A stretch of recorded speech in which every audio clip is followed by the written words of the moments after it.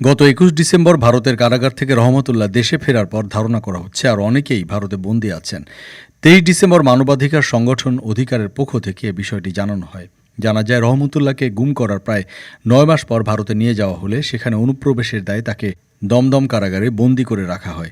এর আগে ২০১২ সালে ঢাকার আন্তর্জাতিক অপরাধ ট্রাইব্যুনাল চত্বর থেকে ডিবি পুলিশ কর্তৃক অপহৃত হন সুখরঞ্জন বালি এবং পরবর্তীতে তাকে ভারতে কলকাতার দমদম কারাগারে পাওয়া যায়।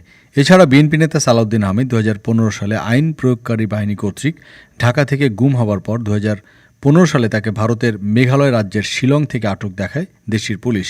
অধিকারের তথ্য মতে ২০০৯ সাল থেকে ২০২৪ সালের সেপ্টেম্বর মাস পর্যন্ত ৭২১ জন ব্যক্তি গুমের শিকার হয়েছিলেন। এর মধ্যে ১৫৮ জন ব্যক্তিকে এখন পর্যন্ত ফেরত পাওয়া যায়নি। প্রকৃত গুমের সংখ্যা আরও অনেক বেশি বলে অধিকার মনে করে। মূলত শেখ হাসিনা বাংলাদেশি নাগরিকদের বিরুদ্ধে মানবাধিকার লঙ্ঘন এবং এ সংক্রান্ত কর্মকাণ্ড ভারত পর্যন্ত বিস্তৃত ছিল।